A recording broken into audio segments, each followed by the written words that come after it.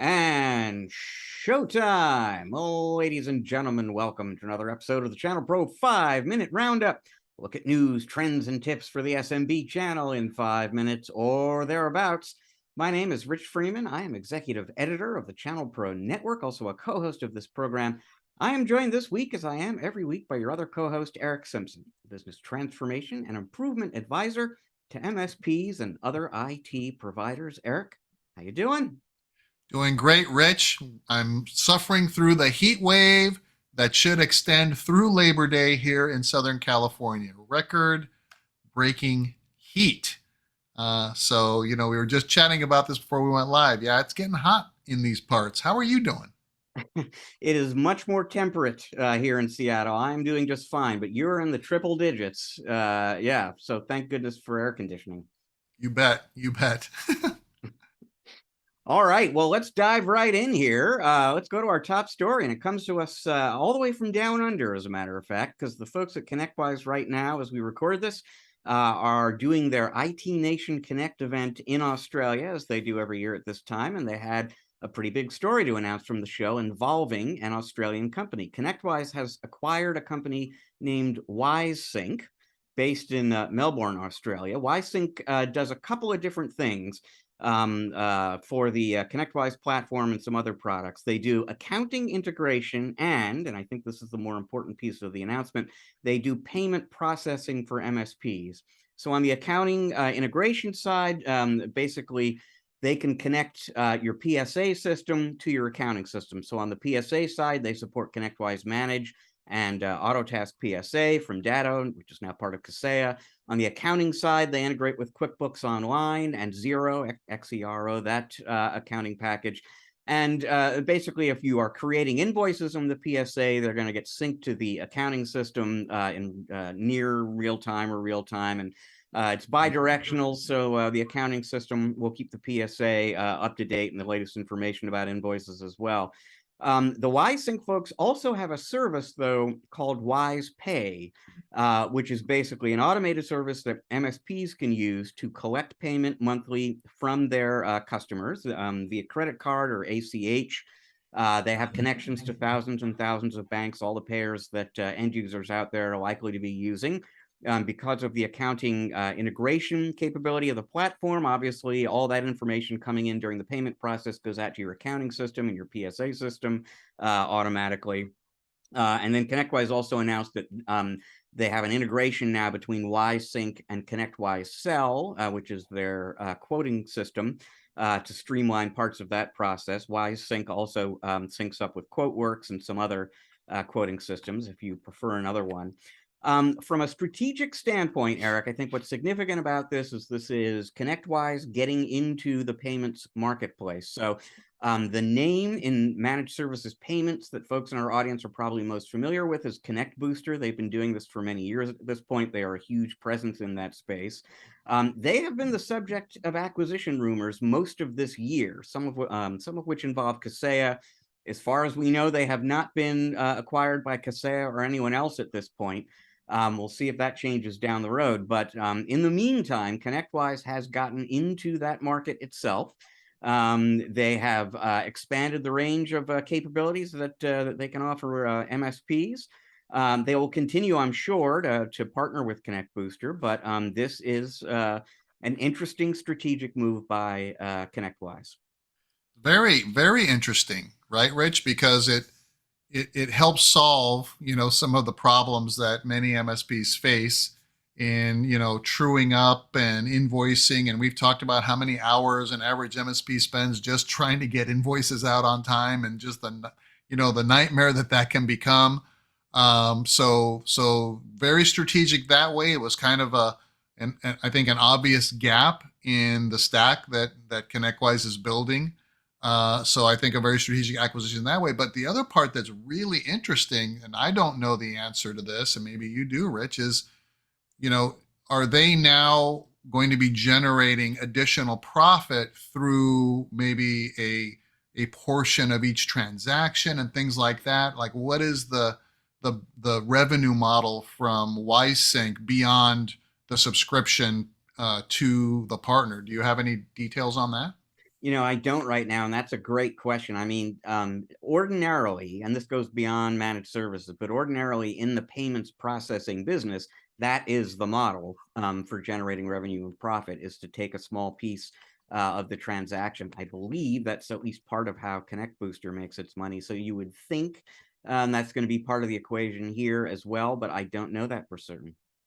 Right. I mean, and if we take a look at maybe not an exact, parallel example, but look at what Apple did, right? With Apple Pay, with the Apple credit card, right? They're generating a significant amount of their revenue from the tiny percentage of, processing fee that they get to keep just from all of those transactions. Are we going to see a ConnectWise credit card down the road? Who knows, for MSPs to use? Interesting thought. Interesting thought. So this is brand new information as we discuss it now. WiseSync has actually been a ConnectWise partner for a bunch of years. They have their software has been for sale on the ConnectWise marketplace. By the by, it will continue to be available as a standalone product on the ConnectWise marketplace. If you are a Datto partner using Autotask PSA, YSync isn't going away from that platform. Based on everything that we know right now, you'll still be able to continue using the software. We'll see what ConnectWise's plans are for payments and YSync down the road, Eric. But pretty good segue to your tip of the week here, because in order to figure out what to bill your customer and take care of that whole process, you got to know what your expenses are and your profits are. And I think that's what you're going to be getting into this week. That's right, Rich. Nice layup for me here. So, again, just from very current consulting discussions I'm having with partners this week, and helping them really understand how to restructure their portfolio of services from a bundling perspective. And going through the exercise, what we typically do is we calculate out the costs for all of the third-party services and subscriptions that they are incorporating into their services that they are reselling to their clients. So we have a cost for these subscriptions and maybe any third-party external support, and the cost of labor that is being applied by the partner to support some of these services and subscriptions.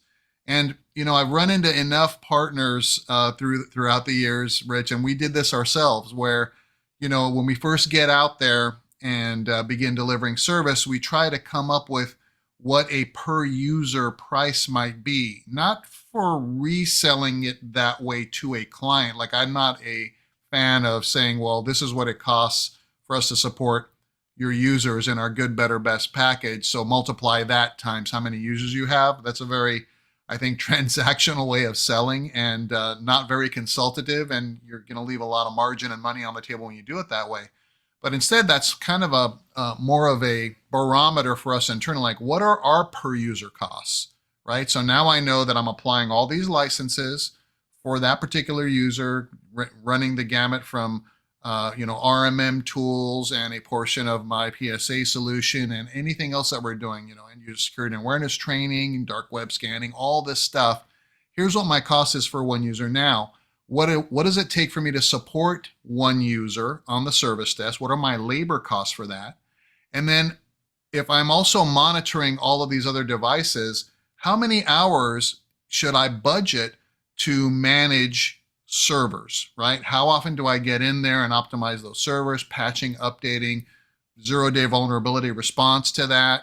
Same thing with desktops, devices, laptops, and other things, right? So it's the part that I see that is missing sometimes is that additional labor costs that we take above and beyond kind of that end user support, right? That proactive maintenance stuff, that managing those firewalls, managing those servers, managing those desktops, aside from the end user service desk ticket support. So I just wanted to talk a little bit about making sure that we're reviewing all of our costs, all of our labor costs, and we are incorporating that into our true cost of service delivery before we add our margin on top of that and then sell it to an end user customer.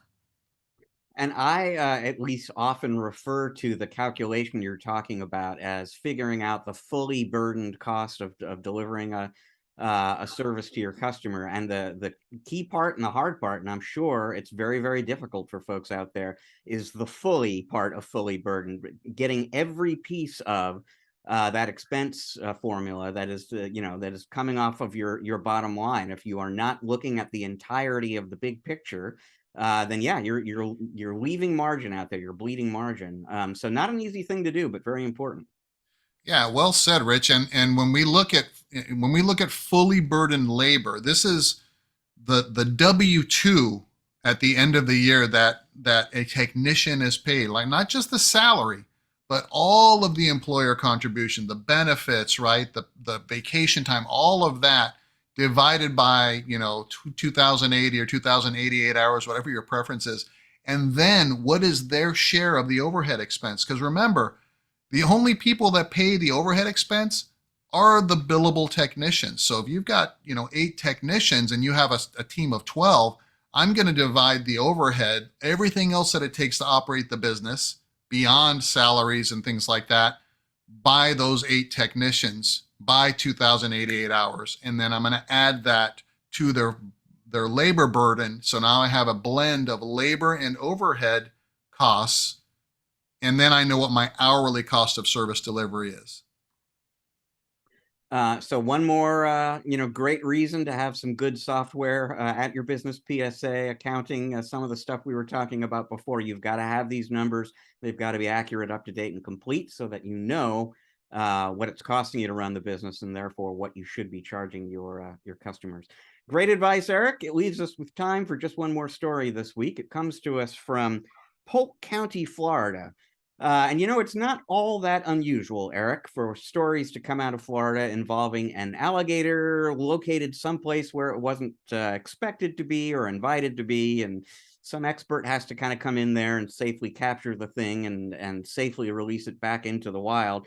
There was a story like that, though, recently reported out of Polk County that's just a little bit different. It involves a 7-foot, 11-inch alligator that was found near a parking spot at Spessard Holland Elementary School. And yes, they had to come in and capture it and take it back out into the wild. But in this case, it might be just a little bit unfair that they evicted the alligator from this school, Eric, because the mascot at Spessard Holland Elementary School is the alligator. They call themselves the home of the Gators. The home of the Gators, Eric. This gator was just coming home. And they just kind of, net them up and take them out to the swamp or something like that. It just doesn't seem fair. Doesn't seem fair at all, Rich. I mean, they should have adopted it and got a little more positive traction out of that friendly gator. But you got to think on the other side too. 7-foot, 11 inch. That's an 8-foot gator, and it is an elementary school. So probably you're on the side of caution on that one. Yeah. Okay. Well, we'll give them the tilt in the right direction in terms of their decision making in this case. Well, folks, that is all the time we've got for you this week on the 5-Minute Roundup. We thank you so much for joining us. We're going to be back again next week with another episode for you.